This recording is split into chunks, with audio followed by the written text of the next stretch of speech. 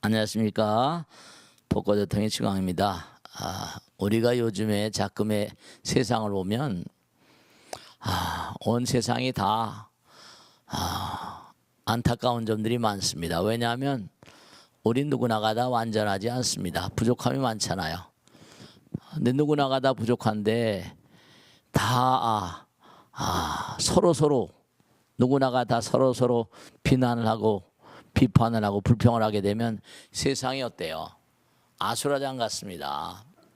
뭔가 만남 가운데서 타협점을 찾고 대화의 어떤 창구를 열어서 좀 평안하게 세상이 좀 이렇게 안정되게 갔으면 좋겠는데 그게 참 안 돼서 너무 안타깝습니다. 오늘은 그래서 여러분들의 질문을 받아가면서 또 여러 가지 좋은 그런 대안들, 해결책을 좀 모색해보는 그런 시간을 갖도록 하겠습니다. 자, 오늘 누가 질문하실까요? 네, 질문해 보세요. 네. 안방에서도 전화기나 컴퓨터만 있으면 아하. 원하는 걸 뭐든지 다 살 수 있고 그런 시대가 되었지 않습니까? 네, 그렇죠.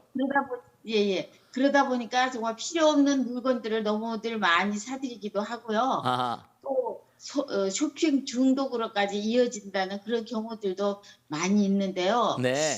왜 필요 없는 물건들을 자꾸 사들일까요? 네. 이 쇼핑 중독은요, 우리나라뿐만 아니라 전 세계적인 그런 현상인데요. 특히 요즘에 코로나 때문에 전 세계적으로 더한데 말씀이죠. 이 쇼핑 중독은 그 하버드 프레스에서 나온 그 논문에도 보면 재미난 얘기가 재미난 것도 없습니다만 쇼핑 중독은 일종의 유전성이 있다 이런 얘기도 있어요. 우선 첫째로 그 조사에 나온 걸 보면은 대체로 자존감이 약한 사람들, 마음에 마음에 부족함이 많고 허전한 사람들, 그리고 또 특히 이 쇼핑 중독의 뭔가 현상을 일으킨 사람들은 대체로 우울증이 많은 사람들이래요. 그러니까 자존감이 약하다, 또 우울증의 어떤 그런 시달린 사람들이다, 유전적인 현상이다 그러면 이거 상당히 심리적인 면이 강한 것 같습니다. 그래서 부처님 말씀에도 나오는데 우리가 누구나가 다 색즉시공 그러잖아요, 그죠? 뭔가 허전하고 부족하면 채우려고 하다 보니까 그게 중독 현상으로 나타나는 것 같은데, 이 중독이란 말은 독이라는 글자가 그게 주자 밑에 어미모자가 있고, 그러니까 중독이라는 글자가 뭐냐면 그게 원래 봉우리 봉자에다가 이른바 독성 독자거든요. 즉 다시 말씀드리면 해로운 것을 자꾸만 뭔가 취하는 마음이 중독, 알코올 중독 무슨 그렇잖아요, 그죠? 니코틴 중독 그런 것처럼 이 중독, 쇼핑 중독도 사실은 일종의 병적인 증상입니다. 그렇기 때문에 우리가 보면은 대체로 우리 마음 가운데 그러잖아요. 욕심이 끝이 있냐? 욕심이 무슨 한도 끝도 없지, 그런 얘기하는 것처럼 우리가 욕심이 한이 없습니다. 그러니까 세상을 살다 보면 탐심 그러잖아요, 그죠? 탐심 그러는 것도 이게 탐이라는 글자가 이재금자 찰나마다 밑에 조개 패자는 옛날에 조개로 뭔가 이렇게 조개 껍질로 그런 화폐처럼 쓰이던 그런 시대가 있대요. 그래서 이 탐심이란 말은 우리 마음의 본질적인 어떤 독심입니다. 누구나가 다 끌어들이려고만 하니까. 누구나가 다 수행이 잘 안 되다 보니까 말씀이죠. 그러니까 순간순간마다 끌어들이고자 하는 마음, 그런 마음이 탐심인데요. 그런 것이 이제 발전해 나가면 쇼핑 중독 같은 게 되는 거죠. 그래서 이른바 말하면 이런 분들은 마음을 좀, 자존감도 약하다, 유전적인 소인도 있다, 뭔가 마음 가운데 뭔가 우울증도 있다, 이런 걸 가만히 보게 되면 마음이, 자존감이 약하신 분들이니까 이런 분들은 마음을 좀 채울 수 있는, 예를 들어서 제가 당부드리면 그저 마음이 허전하면 부처님을 신나게 좀 불러보시든지 관세음보살, 약사애를 좀 신나게 불러보시고 하면은 좀 후련해질 거예요, 그죠? 그게 전부 다 마음의 병 같습니다. 마음이 허전하고 마음이 불안하고 막 우울하고, 그러니까 이런 분들은 특히 뭐냐면 다른 게 아니라 인터넷 같은 걸 좀 차단해 주는 방법, 텔레비 같은 것도 좀 차단을 시키는 방법, 그런 것도 하나의 방법이 될 수 있고 또 뭔가 건전한 어떤 취미생활 같은 거 이런 것도 참 중요할 것 같습니다. 그러니까 이게 왜냐하면 다른 것보다 코로나가 이렇게 오면서 우리가 대체로 보면 외부 활동이 그렇게 원활하지 못하잖아요. 그러니까 방콕이라고 그러잖아요. 그죠? 방에 콕 박혀 있다 보니까 그저 그냥 누를 수 있는 건 그냥 뭐 컴퓨터라거나 뭐 스마트폰이라거나 이런 것들 가지고 막 그렇게 시간을 그렇게 보낼 수밖에 없으니까 그런 문제 같아요. 그래서 뭔가 마음 가운데 어떤 그런 그 비전을 좀 갖고 마음을 뭔가 이렇게 허전한 마음을 달랠 수 있고 뭐 또 기도하는 마음도 참 좋은 마음입니다. 그 마음 가운데 뭔가 풍요로운 마음이 풍요로우면 훨씬 말이죠. 허전함을 달랠 수 있거든요. 그래서 이런 그 쇼핑 중독이라거나 이런 그 레포트 연구하신 분들 보면 이런 분들은 죄 없이 뭔가 마음을 단속하는 그런 노력들을 좀 끊임없이 좀 가족들도 그렇고 함께 도모해 주는 게 좋을 거다 그런 생각을 하게 됩니다. 유념을 하시고 평상시에 마지막으로 하나 꼭 말씀드리면 평상시에 좀 기도하시거나 수행하시거나 자기 마음을 정말 풍요롭게 만드는 그런 좀 삶을 살아가시면 참으로 좋을 것 같고 이런 분들 특히 쇼핑 중독이나 다른 중독들도 마찬가지입니다. 대체로 자존감이 약하고 마음 가운데 뭔가 마음의 빈곤을 느끼는 분들 그런 분들이 외부로 그냥 그 쇼핑 중독이라거나 뭐 여러 가지 중독에 많이 걸리는 경향이 있습니다. 그런 길로 좀 나가보시고 가족들도 그렇게 유도하시면 좀 해소되는 면이 있을 거라고 생각합니다. 자, 다음 줄 받겠습니다. 고맙습니다. 다음 줄 받겠습니다. 네. 세상에는 많은 부모들이 상속세는 덜 내고 자식들에게 더 많은 재산을 상속해 주려고 애를 씁니다. 네. 그게 자식을 위한 길이라고 생각하는 건데요. 네. 옛말에 부자 3대 못 간다고 했잖아요. 네. 자식에게 많은 돈을 상속해 주려고 애쓰는 것이 진정으로 자식을 위하는 것일까요? 네. 선생님 답변을 듣고 싶습니다. 네. 우리 이제 엄마 아버지가 우리를 배로 낳아줬잖아요. 근데 부처님께서는 너희들은 나의 입으로 난 가르침으로 난 아들 딸이라 그랬어요. 입으로 난 아들 딸, 가르침으로 난 아들 딸들이란 얘기는 뭐냐면 우리를 낳아준 부모님들이 생각을 잘못하시는 게 그냥 물질이다 보니까 물질로 뭔가 이렇게 충족하시려고 그러는 경향이 있는데 그거보다는 정말로 아들 딸들에게 부처님 말씀을 정말 풍요로운 어떤 그런 그 마음을 우리가 좀 이렇게 잘 그렇게 다스려 주는 게 참 좋을 것 같다. 중요한 게 자식들에게 재산을 물려주려고 애를 쓰는 것보다 자식들에게 저는 부처님 말씀을 물려주면서 뭔가 마음이 정말로 아까 말씀드린 대로 마음이 부자 옛날에 이제 마음이 보배라고 부처님께서 하신 말씀이 너희들 마음 가운데 대법보자 진보의 보배 창고가 있다고 그랬거든요. 그리고 제가 항상 드린 말씀이잖아요. 뭡니까? 겐지스강에 모래알 같이 많은 삼천대천세기를 칠보로 가득 채워서 보시하는 것보다 부처님 말씀 한 말씀 보시하는 공덕이 더 크다 그랬잖아요. 그러니까 우리 어머니 아버지들이 좀 사실 죄송스럽습니다만 어머니 아버지들이 부처님 공부가 잘 안 돼서 그래요. 부처님 공부 잘 안 돼서 그래요. 저 같은 중생도 아무것도 없는 말이죠. 정말로 별 볼 일 없는 그냥 뭐 흙수저 중에 흙수저 항상 그런 얘기합니다. 흙수저 중에 흙수저 가운데 살아온 인간입니다. 그런데 이렇게 여러분과 더불어서 즐거운 마음으로 부처님 말씀 함께 나누고 있고 정말로 부처님께 감사한 마음 가득히 살고 있잖아요.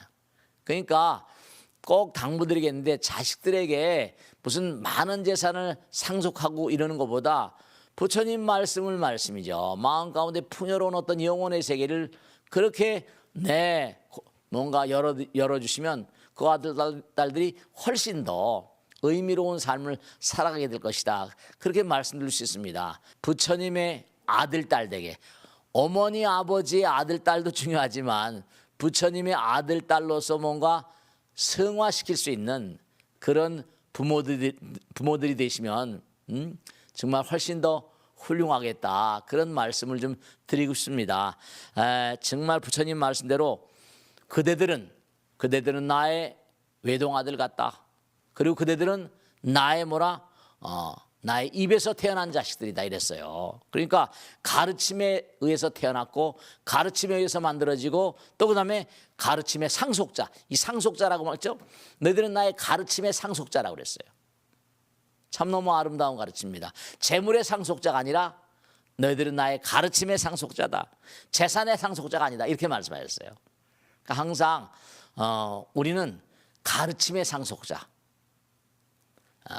부처님의 뭔가 탁월한 어떤 그런 정말로 가르침을 통해서 승화가 되는 그런 재산의 상속자가 아닌 법의 상속자가 되도록 그렇게 살아가면 참으로 의미 있는 삶이 되지 않을까 싶습니다. 자, 다음 질문 받겠습니다. 고맙습니다. 누가 하실까? 어른들이 어. 이런저런 조언을 해주게 되면 네. 청년들은 잔소리를 한다고 잘 듣지를 않습니다. 네. 솔직히 참 안타까운 참 때가 참 많습니다. 그래서 어른들을 꼰대로 취급하기도 하죠. 네. 그래서 선지식들은 이제 선지식을 만나야 깨달음을 얻을 수 있고 네. 멘토가 있어야 네. 우리가 성공할 수 있다고 이렇게 생각합니다. 네. 지금 현재 선생님 스스로 혼자서 성공할 수 있는 방법이 있습니까? 우선 멘토란 말은 이 멘토란 말의 연원을 좀 생각해야 되겠어요. 호마라는 그 그리스의 유명한 그런 작가가 있어요. 호마라는 작가는 오디세 일리아드라는 유명한 책을 썼는데요. 거기에 오디세이라는 그 작품에 보면 오디세이의 저 아들이 텔레마코스 아들이 있는데 오디세이는 저 원정을 가잖아요. 원정을 가니까 자기 아들을 좀 잘 돌봐달라고 그 선생님을 구해옵니다. 그 선생이 바로 이름이 멘토예요.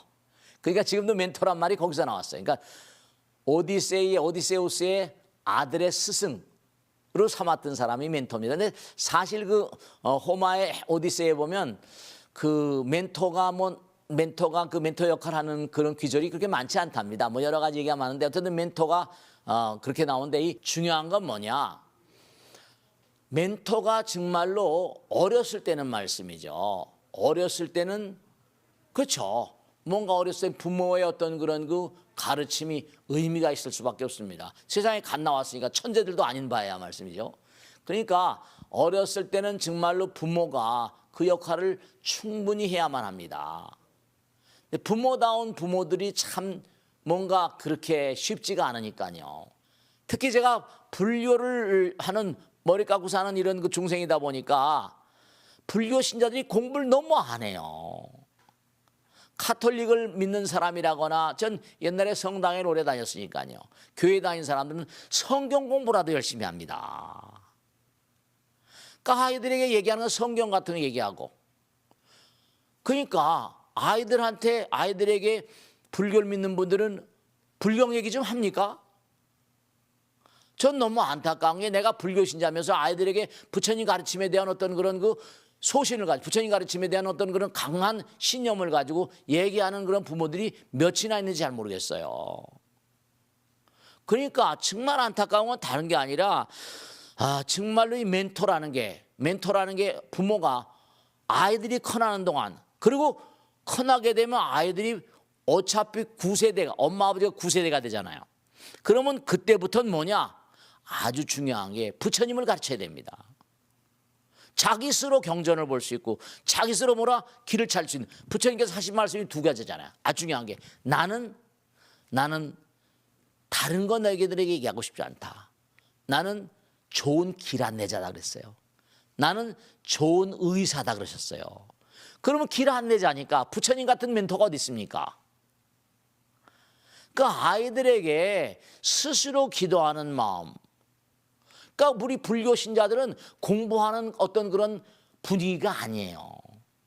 그냥 빌고 그냥 뭐 기도하고 잘 되기 나쁘다는 게 아니라 꼭 당부드리겠는데 그러니까 아이들에게 영향력을 제대로 행사할 수 있는 부모가 되지 않고 성인이 안 되니까 꼰대란 소리 듣는 겁니다.